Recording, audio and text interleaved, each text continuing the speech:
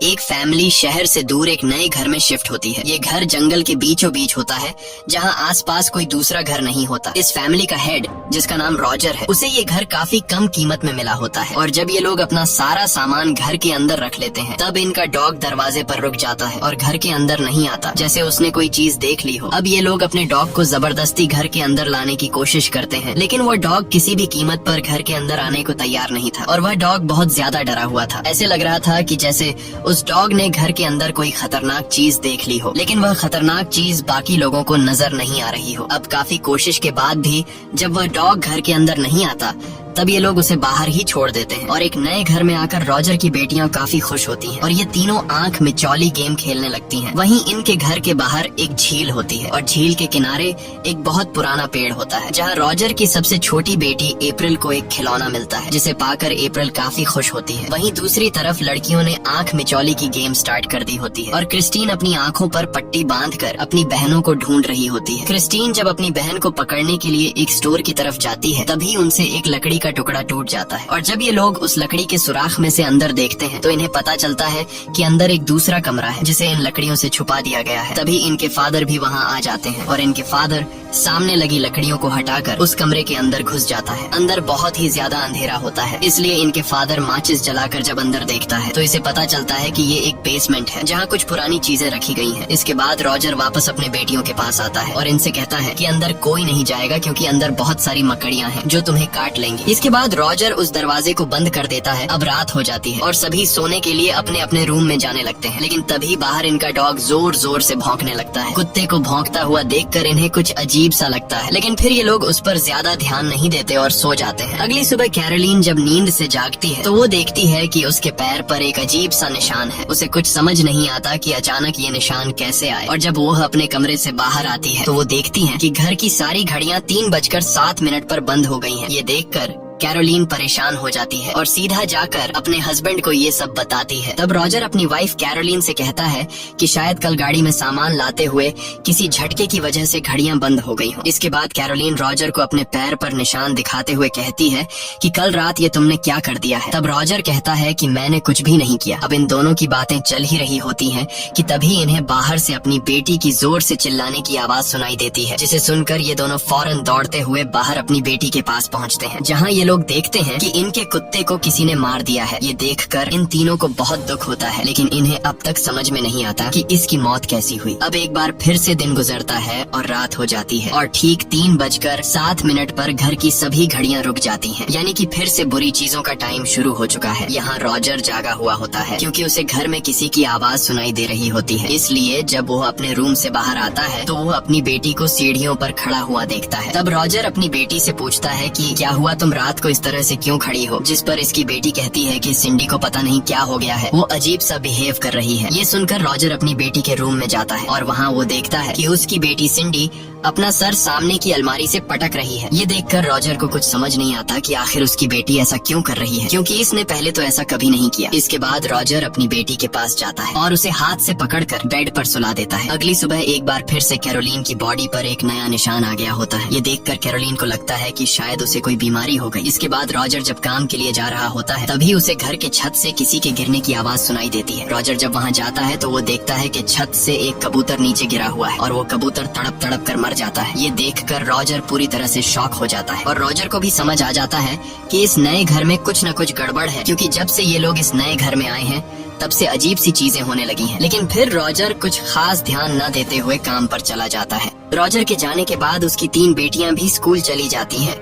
अब यहाँ घर पर अकेली कैरोलीन और उसकी सबसे छोटी बेटी अप्रैल रह जाती है। कैरोलीन जब अपनी बेटी के रूम में आती है, तो वो देखती है कि अप्रैल किसी से बात कर रही है। तब कैरोलीन अपनी बेटी से पूछती है कि तुम किससे बात कर रही हो, जिस पर अप्रैल बताती है कि इस म्यूजिक बॉक्स में मेरा एक दोस्त रहता है जो मुझसे बातें करता है, और ये वही बॉक्स होता है जो अप्रैल को घर के बाहर पुराने बड़े पेड़ के पास मिला था। ये सुनकर कैरोलीन अपनी बेटी की बातों को मजाक में लेते हुए उस बॉक्स को प्ले करती है और इस बॉक्स के शीशे में अप्रैल के दोस्त को देखने लगती है, लेकिन उसे कुछ भी दिखाई नहीं देता। अब यहाँ अप्रैल अपनी मॉम से कहती है कि तुम मेरे साथ आंख मिचौली गेम खेलो। तब कैरोलीन अपनी बेटी की खुशी के लिए राजी हो जाती है और अपनी आंखों पर पट्टी बांधकर अपनी बेटी से कहती है कि तुम घर के किसी भी कोने में छुप जाओ और मैं तुम्हें ढूंढ लूंगी। तब अप्रैल भी ऐसा ही करती है और वो घर के एक कोने में छुप जाती है। इसके बाद कैरोलीन अपनी बेटी को ढूंढते हुए उसके कमरे में चली जाती है, जहाँ कमरे में एक अलमारी होती है और वो अलमारी अपने आप ही खुल जाती है। अलमारी के खुलने की आवाज कैरोलीन सुन लेती है और कैरोलीन को लगता है कि अलमारी को उसकी बेटी ने खोला है, इसलिए वो अपनी बेटी से कहती है कि क्लैप करो। और तभी अलमारी में से 2 हाथ निकलते हैं और 2 बार क्लैप करते हैं। क्लैप की आवाज सुनकर कैरोलीन धीरे धीरे अलमारी की तरफ बढ़ने लगती है। अलमारी के पास पहुंचकर उसे किसी के सांस लेने की आवाज सुनाई देती है। कैरोलीन को लगा कि यह उसकी बेटी सांस ले रही है, इसीलिए वो उसे पकड़ने की कोशिश करती है, लेकिन सामने से आवाज आने के बावजूद उसके हाथ कुछ भी नहीं लगता। ये देखकर वो घबरा जाती है और जल्दी से अपनी आंखों से पट्टी उतार देती है। तब उसे सामने अलमारी में कोई भी नहीं दिखता और तभी पीछे से उसकी बेटी आती है। अपनी बेटी को देखकर कैरोलीन हैरान रह जाती है और वो अपनी बेटी से पूछती है कि तुम कहाँ थी। तब अप्रैल बोलती है कि मैं तो क्रिस्टीन के कमरे में थी। ये सुनकर कैरोलीन पूरी तरह से चौंक जाती है और उसे समझ नहीं आता कि अलमारी में से क्लैप किसने की। अब रात होती है और जब क्रिस्टीन अपने बेड पर सो रही होती है तभी उसका पैर कोई जोर से खींच लेता है, जिससे वो जाग जाती है। शुरू में क्रिस्टीन को लगा कि यह उसकी बहन का मजाक है, लेकिन जब वो देखती है कि उसकी बहन तो बगल में सो रही है जबकि उसका पैर सामने से खींचा गया है, इसलिए वो बेड के नीचे देखती है, पर बेड के नीचे कोई भी नहीं होता। और तभी उसे दरवाजे के पीछे कोई दिखता है, इसलिए वो अपनी बहन नैन्सी को जगाती है और उससे कहती है कि सामने के दरवाजे से हमें कोई देख रहा है। तब नैन्सी कहती है कि मुझे तो कोई भी दिखाई नहीं दे रहा और नैन्सी दरवाजे के पास भी जाती है और कहती है कि यहाँ पर कोई भी नहीं है, लेकिन यहाँ पर बहुत ही गंदी बदबू आ रही है। और तभी क्रिस्टीन नैन्सी को बोलती है कि वो तुम्हारे पीछे खड़ा है। अब जैसे ही नैन्सी पीछे मुड़कर देखने वाली होती है तभी अचानक दरवाजा जोर से बंद हो जाता है। यह देखकर दोनों बहनें जोर से चिल्लाने लगती हैं। इनकी आवाज सुनकर रॉजर और कैरोलीन दौड़कर उनके पास आते हैं और उनसे पूछते हैं कि क्या हुआ। तब क्रिस्टीन बताती है कि सोते वक्त किसी ने मेरा पैर खींचा, लेकिन रॉजर उसकी बात सीरियस नहीं लेता और उससे कहता है कि शायद तुमने कोई सपना देखा होगा। मगर क्रिस्टीन कहती है कि वो कोई सपना नहीं था, बल्कि वो मेरे सामने आया और उसने कहा कि मैं तुम्हारी पूरी फैमिली को खत्म कर दूंगा। लेकिन रॉजर और कैरोलीन को लगा कि हमारी बेटी ने कोई बुरा सपना देखा है, इसलिए यह दोनों अपनी बेटी के रूम से चले जाते हैं और हम रात के वक्त इनके घर को देखते हैं, जो बिल्कुल एक सुनसान जगह पर होता है। यहाँ हम कैरोलीन को देखते हैं जिसे नींद नहीं आ रही होती, क्योंकि उसकी बॉडी पर हर रोज एक नया निशान पड़ने की वजह से वो परेशान हो रही होती है और उसे लगता है कि शायद उसे कोई मेडिकल प्रॉब्लम है। तभी उसे कमरे के बाहर से वही क्लैप की आवाज सुनाई देती है जो कुछ दिन पहले उसने अपनी बेटी के साथ आंख मिचौली की गेम खेलते हुए सुना था। इसलिए वो बाहर आती है, लेकिन बाहर कोई भी नहीं होता। और अब वो जैसे ही सीढ़ियों के पास पहुंचती है तभी सीढ़ियों पर जितनी भी फोटोज लगी हुई थी वो अपने आप ही एक एक करके सब गिरने लगती हैं। ये देखकर कैरोलीन घबरा जाती है और नीचे आती है, लेकिन नीचे भी उसे कोई नजर नहीं आता। तभी उसे बेसमेंट से वही क्लैप की आवाज सुनाई देती है, जिसे सुनकर कैरोलीन बेसमेंट की तरफ जाने लगती है और बेसमेंट के पास पहुंचकर वो देखती है कि बेसमेंट का दरवाजा खुला हुआ है। अब इससे पहले कि कैरोलीन कुछ समझ पाती तभी पीछे से उसे धक्का लगता है और कैरोलीन सीढ़ियों से होते हुए सीधा नीचे बेसमेंट में गिर जाती है। बेसमेंट के अंदर उसे कोई भी नजर नहीं आता और तभी एक बॉल उसकी तरफ आकर गिरता है। यह देखकर कैरोलीन बहुत ज्यादा घबरा जाती है। अब कैरोलीन बेसमेंट से निकलने की कोशिश करती है, लेकिन तभी बेसमेंट का दरवाजा भी अपने आप ही बंद हो जाता है और बेसमेंट में रोशनी के लिए जो लाइट लगी हुई थी वो भी बुझ जाती है। लाइट के बंद होने के बाद अचानक बेसमेंट में से एक बच्चे की हंसने की आवाज आती है, जिसे सुनकर कैरोलीन बहुत ज्यादा डर जाती है और वो जल्दी से माचिस की एक तीली जलाकर थोड़ी बहुत रोशनी कर लेती है। लेकिन तभी कैरोलीन के पीछे से 2 हाथ आकर क्लैप करते हैं। यह देखकर कैरोलीन जोर से चीखती है। वहीं दूसरी तरफ सिंडी फिर से नींद में खड़ी होकर सामने की अलमारी से अपना सर मार रही होती है और उसके सर के ठक ठक की आवाज से उसकी दूसरी बहन जाग जाती है और वो सिंडी को पकड़कर बेड पर सुला देती है। लेकिन तभी फिर से अलमारी के अंदर से वही टक टक की आवाज आती है, जिसे सुनकर एंडी अपनी छोटी बहन सिंडी को देखती है जो कि सो रही होती है और यह देखकर एंडी घबरा जाती है, क्योंकि पहले तो सिंडी अपना सर अलमारी से पटक रही थी, लेकिन पता नहीं अभी कौन अलमारी से टक टक की आवाज कर रहा है। अब यह सब जानने के लिए एंडी जाकर अलमारी खोल देती है, लेकिन अंदर कोई भी नहीं होता और तभी बेड से सिंडी देखती है कि अलमारी के ऊपर एक औरत बैठी हुई है जो बहुत ही ज्यादा भयानक दिख रही है। और तभी वो औरत एंडी पर कूद जाती है, जिससे यह दोनों लड़कियां जोर से चिल्लाने लगती हैं। उसी वक्त बाहर रॉजर काम से लौट रहा होता है और रॉजर अपनी बेटियों की चीखने की आवाज सुनकर दौड़ते हुए घर पर आता है। घर के अंदर आते ही उसे अपनी वाइफ कैरोलीन की बेसमेंट से आवाज आती है। तब रॉजर जल्दी से बेसमेंट का दरवाजा खोलकर अपनी वाइफ को बाहर निकाल लेता है, जिसके बाद यह दोनों ऊपर अपनी बेटियों के रूम की तरफ जाने लगते हैं। ऊपर वाले रूम में पहुंचकर यह लोग देखते हैं कि उनकी बेटियां बहुत ज्यादा घबराई हुई हैं। रॉजर अपनी बेटियों से कहता है कि मुझे कोई बताएगा कि आखिर यहाँ पे क्या हुआ है। तब उसकी बेटियों के साथ यहाँ जो कुछ हुआ था वो सब कुछ रॉजर की बेटियां उसे बता देती हैं। साथ ही उसकी वाइफ भी रॉजर को बेसमेंट का सारा किस्सा बताती है।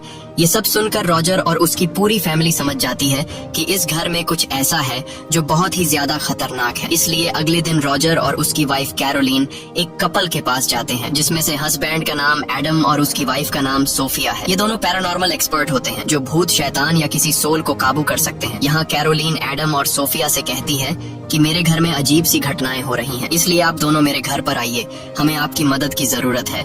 लेकिन एडम और सोफिया इनके घर पर आने से इनकार कर देते हैं, क्योंकि उन्हें लग रहा था कि यह इनका वहम हो सकता है। लेकिन यहाँ कैरोलीन बार बार इन दोनों से रिक्वेस्ट करती है और कहती है कि अगर तुम दोनों हमारे घर पर नहीं आए तो वो शैतान हमारी बेटियों को मार देगा। यह सुनकर एडम और सोफिया कैरोलीन की बात को सीरियस ले लेते हैं और इनके घर पर आने के लिए राजी हो जाते हैं। कुछ देर बाद यह दोनों कैरोलीन के घर पर पहुंच जाते हैं। घर पहुंचने के बाद इन दोनों को बताया जाता है कि जैसे ही यहाँ रात को 3:07 होते हैं, तब सभी घड़ियां रुक जाती हैं और पूरे घर में से गंदी बदबू आना शुरू हो जाती है। साथ ही अजीब सी आवाजें भी आने लगती हैं। ये सब सुनकर एडम बताता है कि जितनी भी चीजें तुम लोगों ने अभी हमें बताई, ये सब एक शैतान की निशानियां हैं। अब यहाँ इनके घर को एक्सप्लोर करते हुए एडम को पता चलता है कि इस घर में एक बेसमेंट भी है। ये पता चलते ही एडम और सोफिया बेसमेंट में जाते हैं। बेसमेंट में जाने के बाद सोफिया को अजीब से आवाजें सुनाई देती हैं, जिसे सुनकर सोफिया समझ जाती है कि यहाँ कोई बहुत ही खतरनाक चीज रहती है। इसके बाद ये सभी खाना खाने के लिए टेबल पर बैठ जाते हैं और यहाँ एडम माइक ऑन करके रिकॉर्डिंग स्टार्ट कर देता है। जिसके बाद एडम रॉजर से पूछता है कि जब यहाँ पर इतना कुछ हो रहा था तो तुम इस घर को छोड़कर गए क्यों नहीं। तब रॉजर बताता है कि मेरे पास जितने भी पैसे थे वो मैंने सब इस घर को खरीदने में लगा दिए, इसलिए अब मेरे पास और इतने पैसे नहीं हैं कि मैं एक दूसरा नया घर खरीद कर उसमें रह सकूं। दूसरी तरफ सोफिया घर की सबसे छोटी बेटी अप्रैल से बातचीत करती है और उससे पूछती है कि तुम्हारी मॉम ने मुझे बताया कि तुम किसी से बात करती हो। तब अप्रैल जवाब देती है कि वो मेरा दोस्त है और उसका नाम रोरी है और रोरी इस खिलौने में रहता है। ये सुनकर सोफिया अप्रैल से वह खिलौना लेती है और वह जब उस म्यूजिक बॉक्स को प्ले करती है तब उसे सच में म्यूजिक बॉक्स के सामने वाले शीशे में एक छोटा बच्चा दिखाई देता है। ये देखकर सोफिया अप्रैल से पूछती है कि तुम्हें यह खिलौना कहाँ पर मिला। तब अप्रैल बताती है कि मुझे यह खिलौना बाहर झील के किनारे पर खड़ा एक बड़े पेड़ के पास मिला। ये सुनकर सोफिया एडम के साथ सीधा उस बड़े पेड़ के पास आती है जहाँ पर अप्रैल को वह खिलौना मिला था और तभी सोफिया को कुछ ऐसा दिखाई देता है जिससे वो पूरी तरह से घबरा जाती है। यहाँ सोफिया एक औरत को देखती है जो उस बड़े पेड़ से लटकी हुई होती है। अब यहाँ सोफिया को धीरे धीरे सब कुछ समझ आने लगा था, इसलिए ये दोनों अंदर आते हैं और कैरोलीन से कहते हैं कि हमें तुम्हारे घर को पवित्र करना होगा। वैसे तो यहाँ पर बहुत सारी आत्माएं हैं, लेकिन यहाँ पर एक काला साया है जिसने आपके घर और इस घर की जमीन पर कब्जा कर लिया है और वह काला साया बहुत ही ज्यादा पावरफुल और खतरनाक है। साथ ही वह बताती है कि जब मैं आपके घर के अंदर आई थी तो मैंने उसी वक्त इस काले साये को देख लिया था। वो आपके पीछे खड़ी थी और दूसरी बार मैंने उसे तुम्हारी बच्चियों के पीछे देखा। ये काला साया तुम्हारी फैमिली के साथ जुड़ चुका है, इसलिए अगर तुम इस घर को छोड़कर चले भी जाओ तो काला साया तुम्हारा पीछा नहीं छोड़ेगी, क्योंकि अब उस काले साये ने तुम सभी लोगों को कब्जे में ले लिया है। तब रॉजर पूछता है कि अब हमें क्या करना होगा, जिस पर एडम जवाब देता है कि हमें इस घर में एक्सोर्सिज्म करना होगा। लेकिन यह सब करना इतना आसान नहीं, क्योंकि सबसे पहले हमें सबूत इकट्ठे करने होंगे कि इस घर में सच में काला साया है और फिर सबूत मिलने के बाद हमें उसे चर्च में देना होगा और चर्च का पादरी सबूत देखने के बाद ही यहाँ आकर एक्सोर्सिज्म करेगा। अब यहाँ एडम कहता है कि हमें ज्यादा देर तक यहाँ नहीं रुकना चाहिए, क्योंकि वह साया जो तुम्हें नुकसान पहुँचाना चाहता है हम उसके लिए खतरा है और वह कभी नहीं चाहेगा कि हम यहाँ पर ज्यादा देर तक रुकें। इसलिए ये दोनों वहाँ से चले जाते हैं और जब ये दोनों अपने घर पर पहुँचते हैं तब एडम रिकॉर्डिंग ऑन करके सुनता है जो उसने रॉजर के घर पर रिकॉर्ड की थी। लेकिन अजीब बात ये थी कि उस रिकॉर्डिंग में एडम के अलावा और किसी की भी आवाज नहीं थी। ये देखकर ये लोग समझ जाते हैं कि वो काला साया बहुत ही ज्यादा पावरफुल है और वो हर एक चीज पर कंट्रोल कर सकता है। अब यहाँ सोफिया एडम को उस घर की सारी सच्चाई बताने लगती है कि 1971 में उस घर में 2 कपल रहा करते थे और उस आदमी की वाइफ शैतान की पूजा किया करती थी और वो औरत काले जादू पर विश्वास रखती थी। लेकिन इस बारे में उस औरत के हस्बैंड को कुछ पता नहीं था और एक दिन उस औरत ने शैतान को खुश करने के लिए अपने 7 साल के बच्चे को जलाकर उसकी बलि दी थी। और जब इस बात की खबर उस औरत के हस्बैंड को लगी तो उस आदमी ने अपनी वाइफ को बाहर झील के किनारे उस बड़े पेड़ पर लटका कर मार डाला। और जब वह आदमी अपनी वाइफ को मार रहा था तब उस टाइम घड़ी पर 3:07 हो रहे थे। और बस उस दिन के बाद से उस घर में बुरी चीजें शुरू हो गई। इसके बाद उस घर में जो कोई भी आता तो उस औरत की आत्मा उन लोगों को मार डालती। उस बुरी आत्मा ने एक बच्चे और एक नौकरानी को भी मार दिया है, इसीलिए अब इस घर में और भी बहुत सारे आत्माएं रहती हैं। अब इन दोनों की बातें चल ही रही होती हैं कि तभी इन्हें रिकॉर्डर पर उस काले साए की आवाज सुनाई देती है। और जब ये लोग घड़ी की तरफ देखते हैं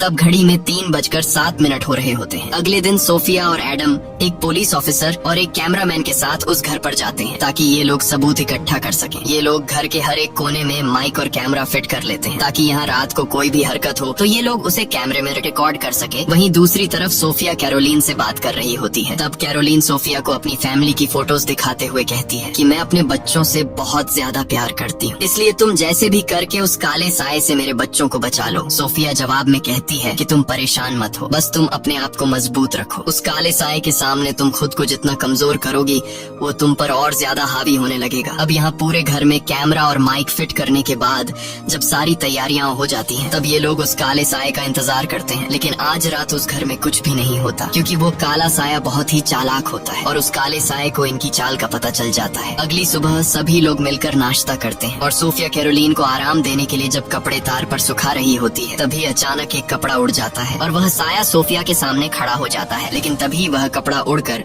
सीधा कैरोलीन के कमरे की खिड़की से जाकर चिपकता है। लेकिन जैसे ही वह कपड़ा खिड़की से हटता है सोफिया को उस काले साए का चेहरा साफ दिखाई देता है और अब वह काला साया कैरोलीन के कमरे में घुस चुका होता है। इसलिए सोफिया दौड़ते हुए कैरोलीन के कमरे की तरफ जाने लगती है। लेकिन इससे पहले कि सोफिया कैरोलीन के कमरे तक पहुंच पाती तब तक वह काला साया कैरोलीन के मुंह में एक ब्लैक कलर का लिक्विड डालकर कैरोलीन को पूरी तरह से खुद के कंट्रोल में कर लेता है। कैरोलीन जब जागती है तो उससे कुछ पता नहीं चलता कि उसके साथ क्या हुआ, बल्कि उसे लगा कि शायद उसने कोई बुरा सपना देख लिया है। अब एक बार फिर से रात हो जाती है और सभी लोग एक बार फिर से सबूत इकट्ठा करने के इंतजार में बैठे होते हैं। यहाँ इनके साथ जो पुलिस ऑफिसर होता है वह कमरे से बाहर चला जाता है और सभी लोगों को बेवकूफ समझने लगता है क्योंकि पुलिस ऑफिसर को भूत प्रेत पर विश्वास नहीं था। और तभी पुलिस ऑफिसर को एक लड़की की आवाज सुनाई देती है। पुलिस ऑफिसर जब यहाँ वहाँ नजर घुमाता है तब उसके सामने वही नौकरानी आती है जिसे यहाँ पर मार दिया गया था। वह नौकरानी उस पुलिस ऑफिसर को अपने दोनों कटे हुए हाथ दिखाती है और पुलिस ऑफिसर से कहती है कि देखो ये तुमने क्या कर दिया। ये देखकर पुलिस ऑफिसर की सारी हेकड़ी निकल जाती है और वह चिल्लाते हुए दौड़कर बाकी लोगों के पास पहुंच जाता है और उनसे कहता है कि मैंने यहाँ पर भूत देख लिया है। और तभी यहाँ रॉजर की बेटी सिंडी फिर से नींद में चलने लगती है। लेकिन अजीब बात ये होती है कि कैमरा अपने आप ही उसकी फोटोज लेने लगता है। ये देखकर सभी लोग धीरे धीरे सिंडी के पीछे जाने लगते हैं और सिंडी नींद में सीढ़ियों पर चढ़ते हुए आगे बढ़ती है। इस दौरान फिर से कैमरा अपने आप ही उसका फोटो शूट कर लेता है। इसके बाद सिंडी एक रूम के अंदर चली जाती है और दरवाजा अपने आप बंद हो जाता है। अब ये सभी लोग दौड़कर उस कमरे के पास आते हैं और दरवाजा खोलने की कोशिश करते हैं लेकिन दरवाजा नहीं खुलता। अच्छी बात ये होती है कि जिस कमरे के अंदर सिंडी चली गई होती है उस कमरे में इन लोगों ने माइक फिट कर दिए थे और अब ये लोग उस कमरे की रिकॉर्डिंग सुनने लगते हैं जहाँ इन्हें एक बच्चे की आवाज सुनाई देती है और वह बच्चा सिंडी से कहता है कि तुम मेरे पीछे आओ। अब यहाँ रॉजर को अपनी बेटी की फिक्र हो रही थी, इसलिए वह एडम के साथ मिलकर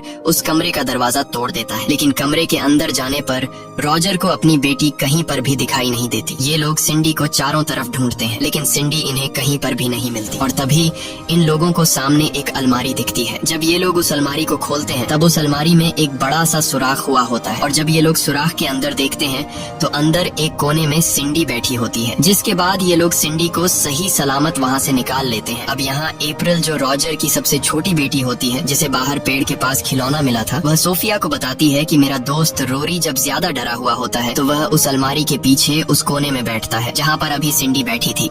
ये पता चलते ही सोफिया सीधा उस अलमारी के पीछे सुरंग में जाती है जहाँ सोफिया को एक रस्सी मिलती है। ये वही रस्सी होती है जिसे इस घर के सबसे पहले मालिक ने अपनी वाइफ को बाहर बड़े पेड़ से लटका दिया था। तभी अचानक सोफिया के पैरों के नीचे लकड़ी टूट जाती है और सोफिया सीधा नीचे बेसमेंट में गिरती है। वहाँ पर वही म्यूजिक बॉक्स भी रखा हुआ होता है और जब सोफिया उस म्यूजिक बॉक्स के शीशे में देखती है तो उसे रोरी की मॉम दिखाई देती है और तभी रोरी की मॉम उसके सामने आती है और रोरी की मॉम सोफिया से कहती है कि मैं अपने बच्चे रोरी को नहीं मारना चाहती थी लेकिन उस शैतान ने मुझसे ये जबरदस्ती करवाया। ये सुनकर वो शैतान रोरी की मॉम को गायब कर देता है और खुद रोरी की मॉम की बॉडी में आकर सोफिया को मारने लगता है। तब सोफिया किसी तरह करके खुद को बचाते हुए वहाँ से भागने लगती है, लेकिन तभी वो काला साया सोफिया के गले का लॉकेट पकड़कर खींच लेता है। लकीली उसी वक्त एडम बेसमेंट का दरवाजा खोलकर सोफिया को तो बचा लेता है, लेकिन अब उस काले साये के पास सोफिया का लॉकेट था जिसमें सोफिया की बेटी की फोटो थी। अब यहाँ सोफिया बाहर आकर सभी को बताती है कि मुझे पता चल गया है कि यहाँ पर जो काला साया है वो बच्चों की माँ को अपने वश में करके उससे जबरदस्ती उसके अपने ही बच्चों को मरवाता है। और कैरोलिन के बॉडी पर जो निशान आए हैं वो किसी बीमारी की वजह से नहीं आए, बल्कि यह उसी काले साये ने तुम्हें दिए हैं। और अब वह साया भी तुमसे तुम्हारे बच्चों को मरवाना चाहता है, जैसे उसने पहले भी यहाँ रहने वाले लोगों से करवाया। अब यहाँ पर जो साया होता है उसे पता चल जाता है कि मेरा राज खुल चुका है, और तभी घर का सारा सामान यहाँ वहाँ गिरने लगता है। इसके बाद वो साया रॉजर की बेटी नैन्सी को बालों से पकड़कर खींचता है और उसे सामने के दीवार से पटकता है। लेकिन यह लोग जैसे तैसे करके नैन्सी को छुड़ा लेते हैं और फिर पूरी फैमिली इस घर से बाहर निकलकर इस घर को छोड़ने का फैसला कर लेते हैं, क्योंकि अब उनके पास सबूत भी आ चुके हैं जिससे यह लोग चर्च में दिखा सकते हैं। अब जैसे ही यह लोग यहाँ से जाने वाले होते हैं तभी सोफिया को पास के झील के पानी से अपनी बेटी की आवाज सुनाई देती है, जिसे सुनकर सोफिया घबरा जाती है और वो झील की तरफ जाती है, जहाँ झील के पानी में उसे अपनी बेटी की मरी हुई लाश दिखाई देती है। ये देखकर सोफिया बहुत ज्यादा डर जाती है और वो जल्दी से घर में वापस आकर अपने घर कॉल करके अपनी बेटी से बात करती है और उसे पता चलता है कि उसकी बेटी सही सलामत है। ये सब सुनकर सोफिया सुकून की सांस लेती है, लेकिन वह अपने हस्बैंड के गले लगकर रोते हुए कहती है कि यह उस काले साये की तरफ से हमें वार्निंग दी जा रही है। इसके बाद सोफिया और एडम चर्च के पादरी के पास पहुंचते हैं और उसे सारे सबूत दिखाते हैं। पादरी उन फोटोज में उस काले साये को देख लेता है, लेकिन पादरी कहता है कि हमें एक्सोर्सिज्म के लिए आगे से परमिशन लेनी होगी, जिसमें कुछ दिन लग सकते हैं। वहीं वह काला साया जान जाता है कि एडम और सोफिया को वार्निंग देने के बावजूद भी यह लोग अपने काम से पीछे नहीं हट रहे, इसलिए वो काला साया सोफिया की बेटी के पास जाता है जो अपने रूम में सो रही होती है, और तभी वह काला साया सोफिया की बेटी का पांव खींच लेता है। दरअसल यह काला साया यहाँ तक उस लॉकेट की वजह से पहुँच गया होता है, जो लॉकेट सोफिया से बेसमेंट में रह गया था, जिसमें सोफिया की बेटी की फोटो होती है। अब यहाँ वो साया जैसे ही सोफिया की बेटी को नुकसान पहुँचाने वाला होता है